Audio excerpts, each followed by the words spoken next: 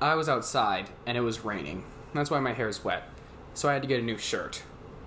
I actually made this shirt, as you know. More on that later. What matters is that I'm here to talk to you about the long-awaited review for Episode 2 of Hollywood, Netflix's original miniseries. So, at the beginning of Episode 2, we meet Mae Wong. Now, she was a real-life actress. She is considered the first Asian actress to hit it big with Hollywood. But she also talked about the dark side of Hollywood, what the studio wanted her to play rather than what she wanted to play. In another scene, a film executive states that she is, quote, a bit of a drinker.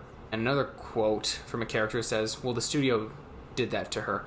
The studio in those days caused a lot of addictions. Fact. Mickey Rooney and Judy Garland, when they worked with MGM, in those days, the studio figured out a way to help their cast get through long days of filming and to make good takes. And they used amphetamines. We didn't know how toxic or dangerous amphetamines were to the human body. Nowadays, you're like, oh my goodness, you're taking speed or amphetamines to help you get through a set? Like, that's cuckoo talk.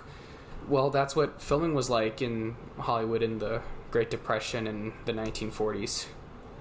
I actually don't know when they stopped using amphetamines. I guess once they realized how dangerous it was, that's when they stopped. I don't know when they realized it, to be honest. But anyways, back to the show. This episode is aimed at the competitive side of Hollywood.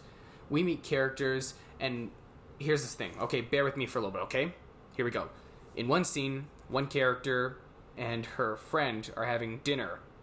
And at a table, just a few tables away from them, she says, quote, that's my competitor. And then that's when the tension rises. You're like,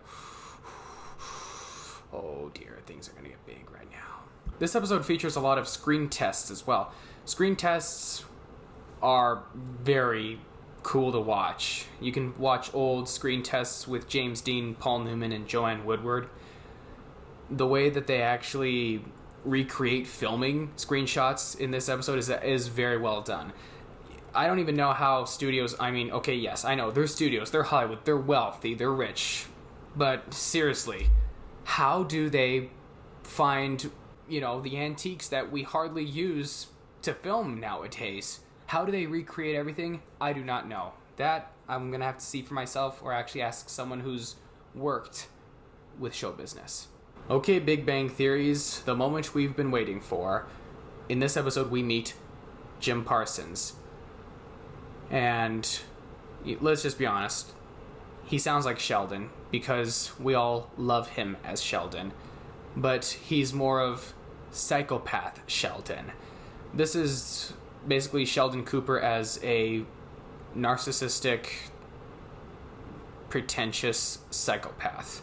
He is a far cry from the Big Bang Theory. But still, Jim Parsons is a wonderful actor, and I think he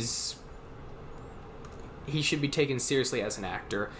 And every actor, I think, should break their usual typecasting, and I think Jim Parsons did a great job. But then again, you're going to say, I just feel like I'm watching Sheldon Cooper. Well, okay, I did, but it was a new take on his usual typecasting.